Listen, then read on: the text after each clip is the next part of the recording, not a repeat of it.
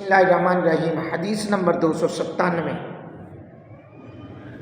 وہ مسجد جس کی بنیاد تقوی پر رکھی گئی ہے۔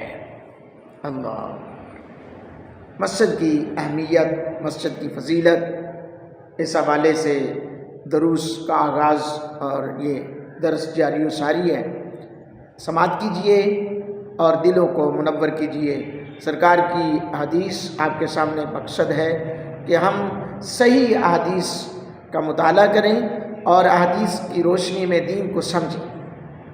جی ہاں، آج اس پرفتن دور میں ہر چیز میں ملاوٹ آ گئی ہے، تو میں آپ کے سامنے یہ نمبر نوٹ کر کے، نمبر کوٹ کر کے بتا رہا ہوں۔ آپ کو کبھی ضرورت ہو تو اس حدیث کو پڑھ سکتے ہیں، اس حدیث کا متن پڑھ سکتے ہیں، آپ کو ضرور پتہ چلے گا۔ حضرات گرامی قدر، حضرت ابو سعید خدری رضی اللہ تعالیٰ عنہ بیان کرتے ہیں، بنو خدرہ سے تعلق رکھنے والے ایک شخص اور بنو عمر بن عوف سے تعلق رکھنے والے ایک شخص کے درمیان اس مسجد کے بارے میں اختلاف ہو گیا جس کی بنیاد تقوی پر رکھی گئی، یعنی اس سے مراد کون سی مسجد ہے؟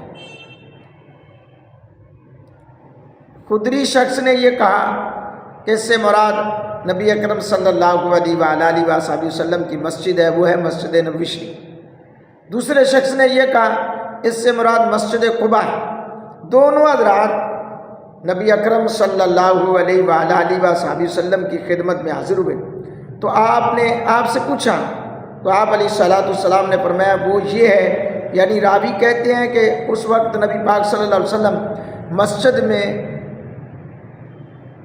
میں تھے، اور وہ فرمایا یعنی نبی اکرم صلی اللہ علیہ وسلم کی مسجد ہے، یعنی کون سی؟ وہ مسجد نبوی شریف تھی۔ حضور علیہ السلام اس ٹائم مسجد نبوی شریف میں موجود تھے، اس لیے حضور نے فرمایا کہ اس میں بہت زیادہ بھلائی ہے۔ اللہ اکبر۔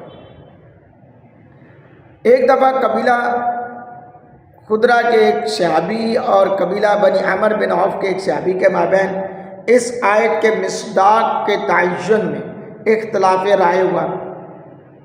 جی ہاں، لمسجد اسس علی التقوی، اس پر ان کا جو ہے نا آپس میں بحث و مباحثہ ہوا، تو انہوں نے وہ کیس حضور کی بارگاہ میں رکھا۔ حضور نے اس سے مراد فرمایا کہ یہ مسجد نبوی شریف ہے، اس لیے حضور علیہ السلام نے اس مسجد کی بنیاد اپنے دست اقدس سے رکھی، لہٰذا یہی مسجد تقوی ہو سکتی ہے۔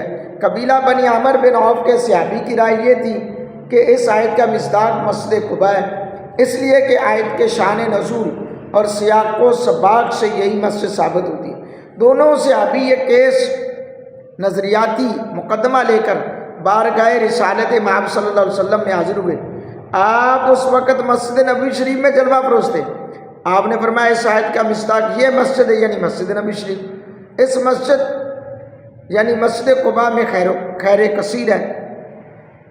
اللہ، یعنی فرمایا اس سے مراد یہ مسجد ہے، لیکن مسجد قباء جو ہے اس میں خیر کثیر ہے۔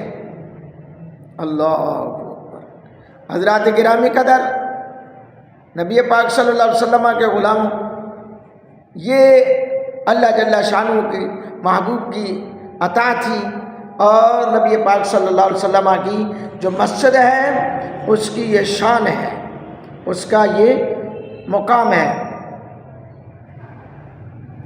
حضور علیہ السلام ہجرت کے بعد صرف 14 ایام تک مسجد قباء میں رہے۔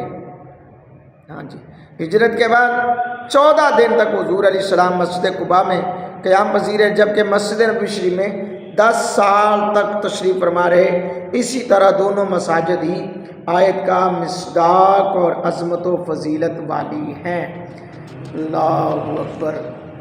اللہ رب العالمین اپنے محبوب کے توسل سے میری آپ کی حاضری کو اپنی بارگاہ میں قبولیت کا درجہ عطا فرمائے، آمین۔